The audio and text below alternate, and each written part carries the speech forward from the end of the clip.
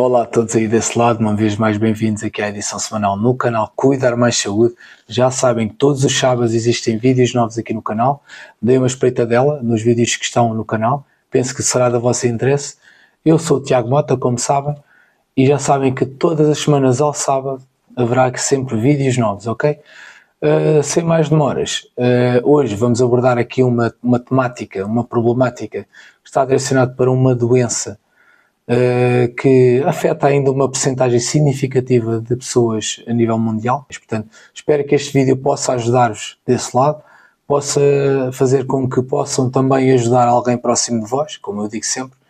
E, sem mais demoras, hoje vamos abordar a esclerose múltipla, ok? Portanto, a esclerose múltipla é uma patologia degenerativa que tem alguns parâmetros aqui, alguns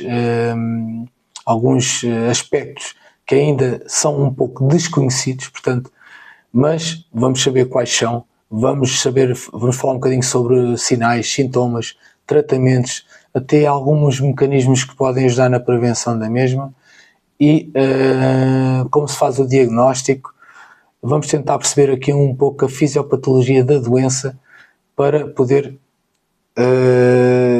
abordar de uma forma mais clara e que possam perceber desse lado também, de uma forma mais clara e sem tabus, um pouco sobre esta doença, ok? Sobre este flagelo. Portanto, vamos então falar sobre a esclerose múltipla. Fiquem desse lado. Até já!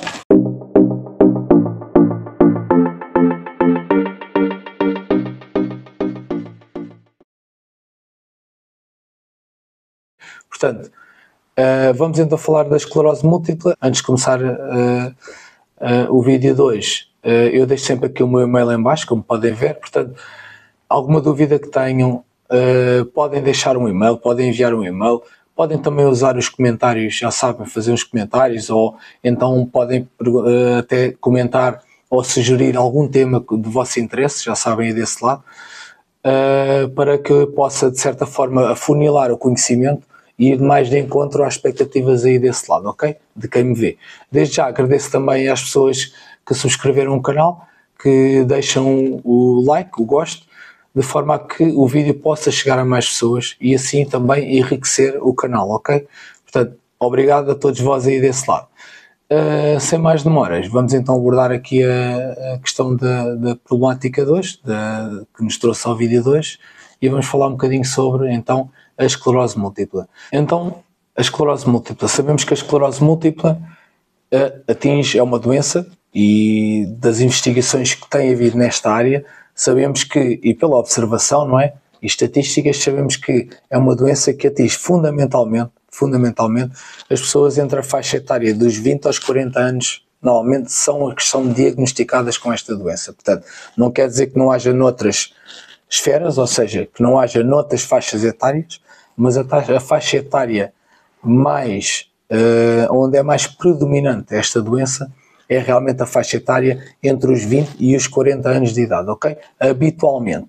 E sabemos também que o dobro da incidência desta mesma doença recai sobre o género feminino, ok? Portanto, as mulheres realmente são as mais afetadas com este tipo de doença. Eu próprio já tive, e os meus colegas saberão isso, que também vêm aqui a este canal, desde já agradeço também a subscrição deles e o facto deles me seguirem também aqui no canal. Portanto, eu próprio tive no meu serviço uma colega minha com este tipo de doença, ok? E às vezes são sinais que saem um bocadinho ao lado, que são um bocadinho, passam despercebidos e nós não temos bem a noção do que é que será, ok? E depois constatamos que poderá ser esta doença, ok? Pronto. É assim, é óbvio que pode ser um choque para muita gente, principalmente se não tivermos conhecimento do que é esta doença, ok? E é um choque, mas é um choque inicial, como em qualquer outra doença, não é? Principalmente deste tipo de doenças, mas que tem tratamento. Podemos protelar o mais possível algumas das comorbilidades que podem ser trazidas, mais significativas que podem ser trazidas desta doença, e deste modo tentar colmatar aqui algumas falhas, alguns sintomas, alguns sinais alguns déficits que possam aparecer nesta doença, de forma a termos uma vida o mais normal possível, ok? Portanto, sabemos então que incide no dobro sobre as mulheres em relação aos homens, e sabemos que também afeta mais entre os 20 e os 40 anos de idade. É nesta baliza em que esta doença prevalece mais, ok? E sabemos que, na maioria dos casos, cerca de mais ou menos de 80%, a esclerose múltipla tem sempre episódios de agravamento neurológico, que são os chamados ditos surtos, ok? E são intervalados, normalmente, com períodos sem novos sintomas. Portanto, há sim os surtos e há uma remissão desses surtos, ok? Desses sinais ou desses sintomas. Portanto, sabemos que, e vamos saber um bocadinho mais à frente, vamos falar um pouco mais à frente, que existem várias fases dentro da esclerose múltipla, ok? Portanto, sabemos que à escala mundial os dados indicam que cerca de 2.500 milhões de pessoas têm esclerose múltipla. Isto a nível mundial, ok? E que sabemos que em Portugal, mais especificamente em Portugal, cerca de 5.000 sofrem desta doença. Portanto, estima-se que aqui em Portugal também atinja cerca de 60 indivíduos por cada 100.000 habitantes. Portanto, como veem, não é uma coisa extrema, não é? A incidência não é assim tão grande, mas também não é uma linha tão ténue, ou seja, uma substância irrisória, não é? Que é a sua incidência, por assim dizer. Portanto, temos aqui algum grau ainda de incidência nesta doença, neste tipo de doença, ok? Portanto, isto é importante também estar presente aí desse lado. Embora não seja fatal, é muito incapacitante, embora possamos também haver aqui, que haja aqui, aliás, algum tipo de intervenção de forma a protelar o mais possível algum tipo de comorbidade, neste caso algum tipo de déficit, algum tipo de sequela própria desta doença. Portanto, quanto mais cedo for diagnosticada, mais cedo se começam os tratamentos direcionados para o nível de esclerose múltipla que a pessoa possa ter, ok? Como eu disse há pouco, existem vários níveis de esclerose múltipla, portanto, são divididos em vários tipos, e quanto mais cedo se descobrir que a pessoa sofre de esclerose múltipla, quanto mais cedo se fizer este diagnóstico, aliás, mais cedo se poderá direcionar o tratamento e a pessoa poderá ter uma vida o mais normal possível durante mais tempo possível também, ok? Portanto, isto é importante. Portanto, esta doença é incapacitante, é óbvio que é, e pode influenciar de modo significativo aspectos de vida do utente, da pessoa, neste caso, que sofre desta, ok? Portanto, o diagnóstico precoce, como em todas as doenças, é fundamental, ok? O que é a esclerose múltipla? A esclerose múltipla, basicamente, tem a ver com o nosso sistema nervoso central, ok? Portanto, é uma doença que atinge o nosso sistema nervoso central.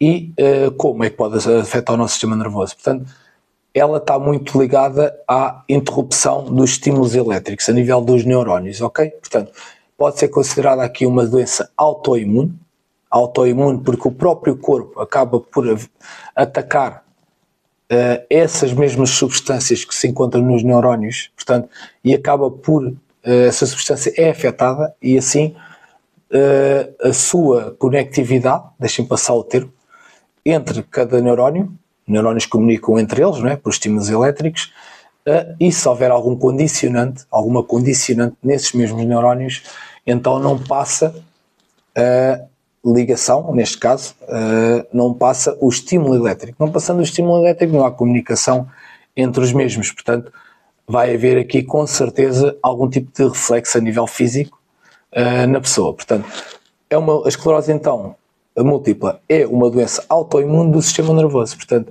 atinge o sistema nervoso central e afeta a propagação normal dos impulsos nervosos. E o que é que leva a essa situação? É realmente uma lesão na mielina. A mielina não é mais que uma proteína que se encontra nos neurónios, ok? Principalmente nos axónios, ok? Portanto, os axónios são revestidos por mielina, que é essa proteína, e é fundamental. Também tem lípidos, também tem uma camada lipídica, principalmente o colesterol. O que acontece? Essa mesma mielina, que é essa proteína, junto com o colesterol, que é essa camada lipídica, que está presente nos axónios, Os axónios não são mais do que, temos o género da célula, temos uma célula redonda, como vê aqui na imagem é mais fácil assim. Como vê na imagem temos a célula, temos aqui parece uma cauda, essa cauda é revestida por essa mesma mielina, ok? Portanto, essa mielina é fundamental para que haja um estímulo elétrico eficaz, eficiente, não é? E quando está afetada de algum modo, o que é que acontece? Não passa o estímulo elétrico como deveria passar, ok? É uma coisa que temos um fio elétrico e esse fio está, de certa forma, danificado e assim não passa o estímulo como deveria passar, ok? Os impulsos elétricos não passam como deveriam passar, ok? Portanto, isto é importante. A propagação então não é feita e fica comprometida, não é? Ficando comprometida, existe um reflexo a nível somático, não é? Por assim dizer, a pessoa não consegue, vai perdendo algumas faculdades físicas, e acaba por afetá-lo no dia-a-dia, nas suas funções normais. Desculpem, a minha voz não está o melhor hoje, mas vamos tentar fazer o vídeo à mesma, num tom assim mais leve. A mielina então é destruída, impedindo a adequada comunicação entre o cérebro e o corpo, não é? Nós temos neurónios não só no cérebro, não só no nosso sistema nervoso central, no periférico, portanto, os neurónios estão nos nossos músculos também, portanto, porque o estímulo elétrico tem que chegar aos nossos músculos de alguma forma para nós conseguirmos mexer uma mão, por exemplo, não é? Tem que haver um estímulo. Esse estímulo é feito por neurónios, não é? Os neurónios não existem só no cérebro. Temos que perceber também isto, ok? Portanto, a esclerose múltipla, então, existem 4 tipos, como eu falei há pouco, existem 4 tipos de esclerose múltipla e é importante saber para nós percebermos melhor o vídeo, ok? Portanto, existem aqui vários tipos. Existe o primeiro tipo, que é uma forma que é recidivante, e esta forma recidivante é recidivante remitente, ok? Esta forma recidivante remitente é quando as pessoas têm os ataques, surgem determinados ataques, duram dias a semanas, e depois desses ataques a pessoa parece que fica bem, há uma recuperação e aparentemente fica tudo normal, ok? Até parece que foi algo que não teve nada a ver com esclerose múltipla, foi algo que se passou com a pessoa e a pessoa voltou ao normal. Portanto, estes são caracterizados por, este tipo de esclerose múltipla é caracterizado por recidivante remitente, ok? Portanto, este é um dos primeiros tipos de evolução na esclerose múltipla, ok? São 4 tipos. Temos uma forma secundariamente progressiva, que é caracterizada por existindo alguns déficits que se vão acumulando após a crise, ou seja, a pessoa está bem, tem uma crise, fica aparentemente bem, tem outra crise, fica com algum déficit, tem outra crise, fica com outro déficit e vai havendo aqui uma evolução negativa. A pessoa vai perdendo algumas faculdades motoras cada crise que vai tendo, ok? Temos aqui uma forma primariamente progressiva, portanto, vai haver aqui sempre uma evolução de algum tipo de sequelas que vão evoluindo, ok? Desde o início. Temos a remitente progressiva. Esta é caracterizada pelo quê? É uma doença que vai progredindo e tem uma progressão até de algum modo evidente, ok? E podem ocorrer em períodos livres de sintomas, ou seja, a pessoa não tem sintoma e vai ficando, a doença vai progredindo de modo evidente, ok? E, sendo que a primeira destas 4 que acabei por revelar agora, por vos dizer, é a recidivante remitente, ok? É a mais comum e é a mais frequente, ok? Sintomas. Devem estar todos a perguntar desse lado, os sintomas da esclerose múltipla, quais são, se existe aqui algum comprometimento das células nervosas que fazem o estímulo, então, com certeza, os impulsos não se darão da mesma forma. Portanto, se não se dão da mesma forma, vai havendo aqui algumas falhas. E essas falhas traduzem-se muitas vezes, e até se podem confundir com com outras patologias, como por exemplo às vezes a pessoa que tem uma hérnia discal, que tem alguma patologia degenerativa da coluna, por exemplo, em que haja uma compressão medular ou alguma coisa assim deste género, a pessoa às vezes tem parestesias, que é a tal dormência nas mãos ou nas pernas, ou normalmente nas extremidades, e pode confundir um bocadinho com um dos sintomas também da esclerose múltipla. E um dos sintomas da esclerose múltipla é precisamente esse, que é o formigueiro, essas parestesias, esse formigueiro, alguma perda de sensibilidade, portanto a pessoa vai perdendo alguma sensibilidade por meio desse formigueiro, essa dormência, daí confunde-se muitas vezes com o que acabei de dizer, e há aqui até uma diminuição de força nas pernas ou nos braços, lá está, que a pessoa assume também, poderá ser muitas vezes aqui alguma lesão medular provocada por compressão, mas não é. Muitas vezes pode também estar direcionado, aliás, para esta patologia, a esclerose múltipla. Temos também alguma dificuldade em andar, algum desequilíbrio, portanto, e podemos ter, aliás, algumas alterações a nível da visão, como a visão turva, podemos ter aqui uma diplopia, que é a visão dupla, e alguma diminuição da acuidade visual, a pessoa começa a ver um bocadinho pior, e é algo que muitas vezes não está direcionado para a idade, que a pessoa vai, conforme a idade, vai perdendo um bocadinho algumas faculdades visuais, mas é algo que acontece naquela faixas dentro daquele período, entre os 20 e os 40 anos, que é o mais frequente, e a pessoa nessas idades não é muito normal estar a perder visão assim, não é? Portanto, estes sintomas é para vocês desse lado também estarem despertos ou tenham alguém perto de vós que tenha algum tipo de sintoma. É óbvio que não vamos fazer já aqui um bicho de 7 cabeças, como se diz na gíria, mas podemos estar despertos para determinados sintomas. Portanto, não custa nada procurar um profissional de saúde e tentar perceber, fazendo alguns testes, ou mesmo na observação clínica, que tipo de situação está a provocar aquela perda de visão, ok? Isto é importante também. Alterações urinárias, a pessoa tem dificuldade muitas vezes em controlar a bexiga, portanto a pessoa pode ter uma incontinência pontual ou mais habitual e isso também deve procurar ajuda, ok? Portanto também não é muito normal.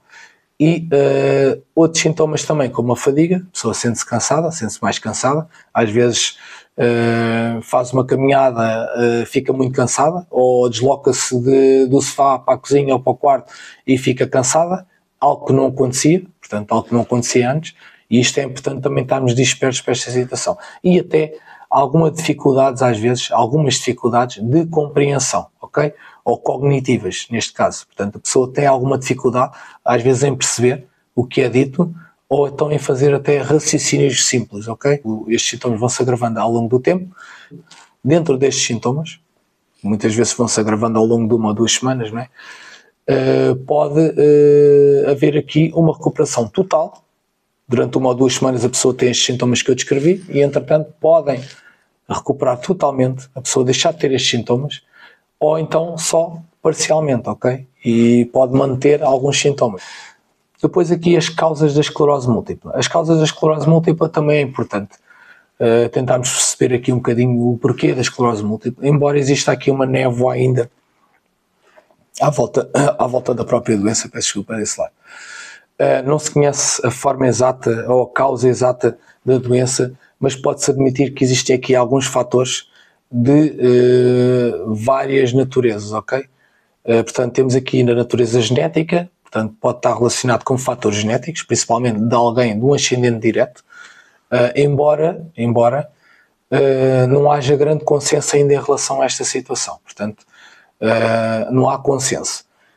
A parte imunológica, peço desculpa, há quem diga, por exemplo, também se pensa através de investigação que pode estar relacionado com fatores de natureza imunológica, portanto, daí a causa é desconhecida ainda, mas envolve muitas vezes um ataque do sistema imunológico, daí eu estar a dizer que se pode denominar de uma doença autoimune, ok?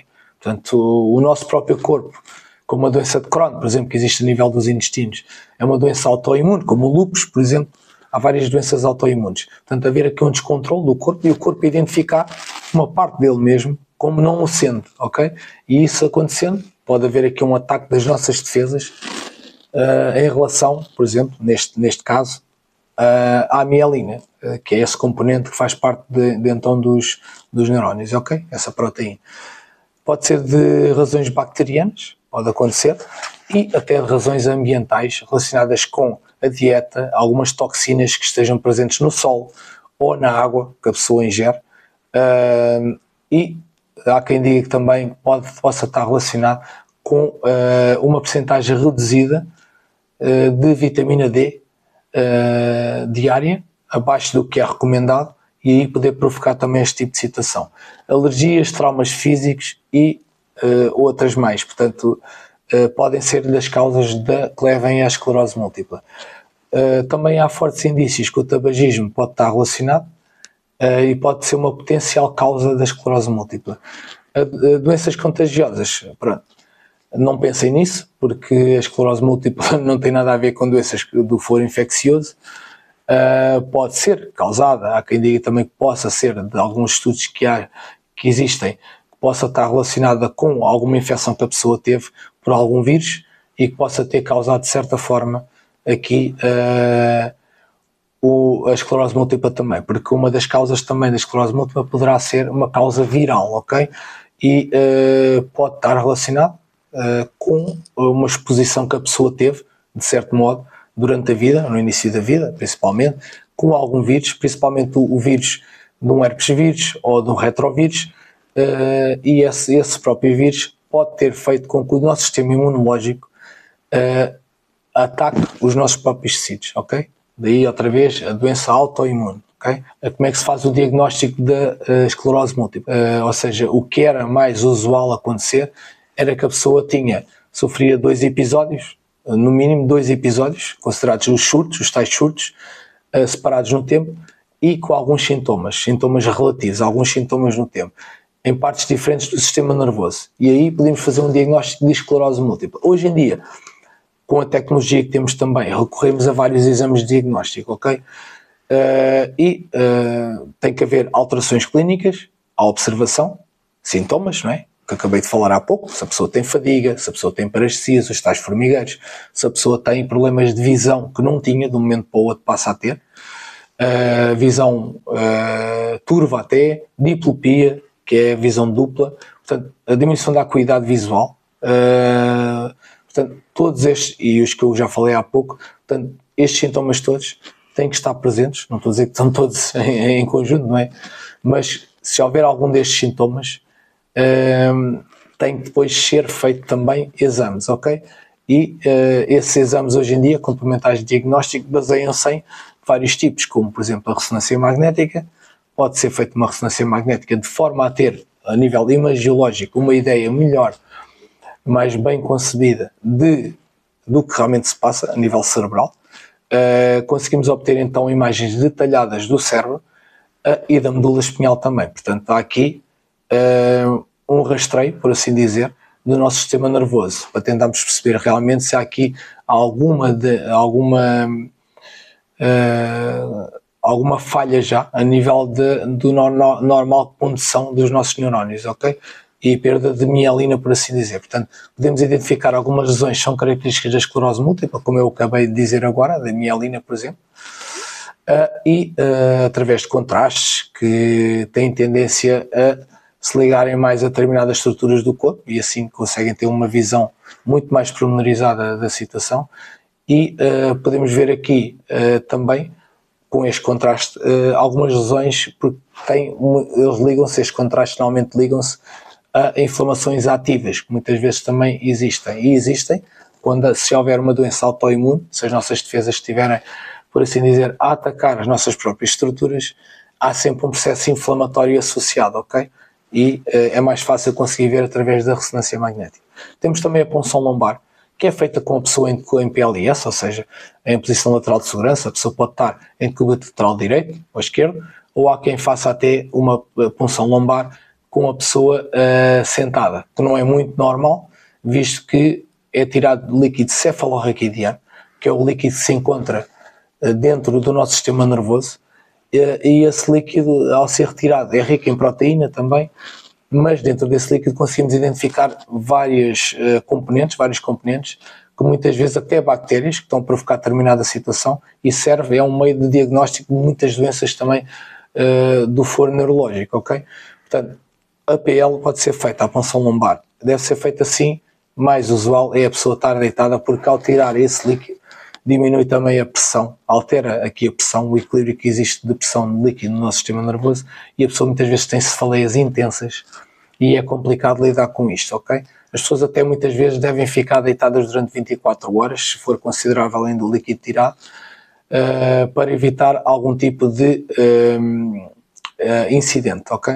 É importante. E as tais cefaleias, minimizar. Portanto, a punção lombar é então feita e obtida através então desse líquido cefalorraquidiano, ok? A análise do líquido permite então identificar algumas alterações que sugerem então um diagnóstico de esclerose múltipla e até pode haver, podemos identificar então as possíveis causas para os sintomas que estão a decorrer no momento, sintomas neurológicos, ok? Portanto, isto também é importante estar presente.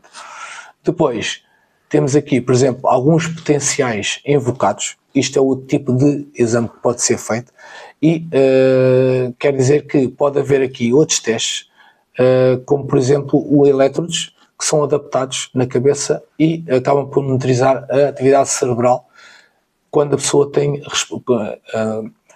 identificou algumas atividades cerebrais que quando a pessoa reage a determinados estímulos, ok? E esses estímulos são estímulos visuais e são estímulos auditivos. E aí conseguimos perceber, realmente depois de interpretar o resultado do exame, realmente se a pessoa apresenta esclerose múltipla ou pode nos aproximar mais desse diagnóstico, ok? Portanto, isso também é importante. Não se esqueçam, deixem um like, subscrevam e partilhem com os vossos amigos nas redes sociais, não se esqueçam também, e até através de uma conversa, é importante aqui para o canal, ok? Portanto, continuando e fazendo aqui já o disclosure que já fiz, continuando. Tratamentos. Devem estar todos a perguntar aí desse lado. Então, Tiago, tratamentos, que tratamentos é que existem? A pessoa fica bem, não fica? Fica curada? Curada já conseguiram, já me fiz entender, não é? Desse lado que não existe cura para, infelizmente, ainda não existe cura para a esclerose múltipla. Espero que num futuro possa haver uma evolução tal a nível da medicina que possa realmente, com novas técnicas e a tecnologia ao nosso serviço, que possa realmente haver aqui uma mudança de paradigma e que as pessoas possam ter a dita cura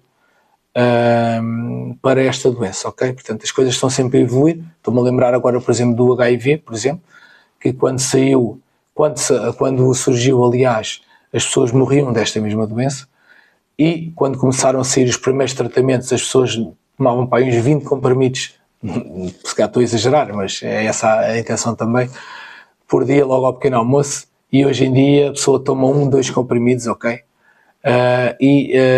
Tornou-se, aliás, uma doença crónica, ok? Uma doença crónica. E a pessoa vive praticamente tanto como uma pessoa que não tenha doença nenhuma. Portanto, as coisas estão sempre a evoluir, como podem ver, mas, como eu digo também noutros vídeos, o melhor remédio, o melhor tratamento é sempre a prevenção, ok? Prevenirmos. Se calhar não conseguimos evitar, mas há determinados fatores que são modificáveis que nós podemos tentar evitar, como o tabaco que eu referi há bocadinho, ok? Pronto. Depois, então continuando, tratamentos. Esclerose múltipla. Na esclerose múltipla existem aqui 2 tipos de tratamento, ok? O tratamento dos surtos e o tratamento preventivo.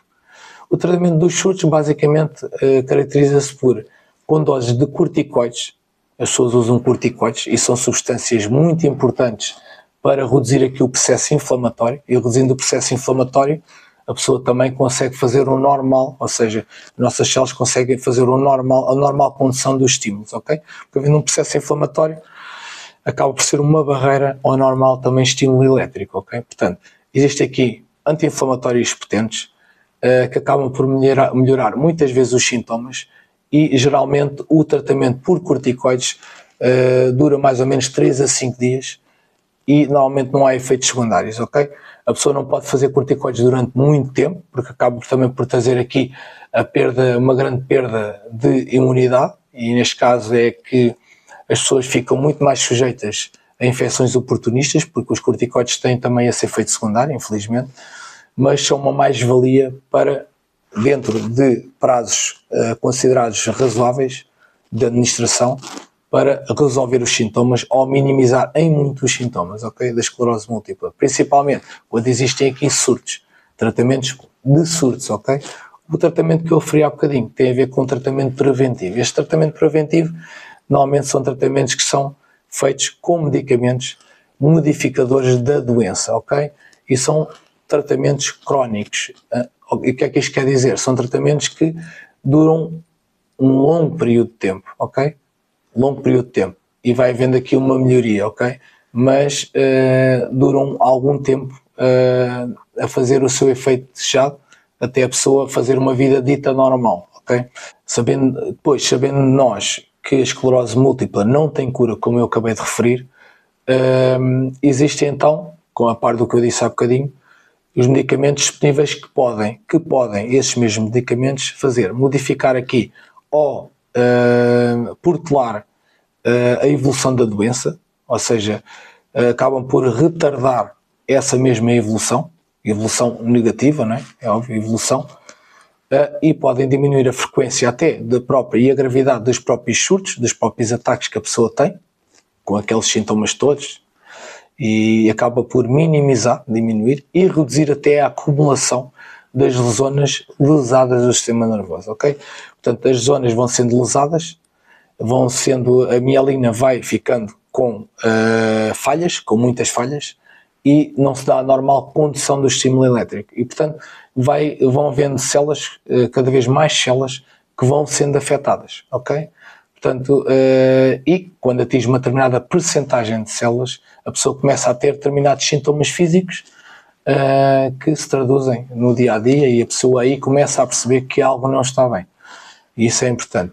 E, além de reduzirem esta acumulação nas zonas lesadas do sistema nervoso, depois temos aqui alguns fármacos que são usados, eu já referi os corticoides, para combater de certo modo a inflamação, mas temos aqui outros como os interferões, que reduzem aqui o risco de ocorrência de surtos também, e também diminuem aqui a gravidade causada por esses mesmos surtos, ok? E nas formas mais graves podemos usar até medicamentos de outra natureza como citostáticos, são medicamentos até mais agressivos para o corpo, mas que acabam também muitas vezes por trazer também mazelas às células boas, mas afetam principalmente este tipo de lesões, ok? E é isso que nós queremos para que haja aqui mais qualidade de vida dos doentes que sofrem desta doença. Já sabemos que, de certo modo, é uma doença que vai progredindo ao longo do tempo.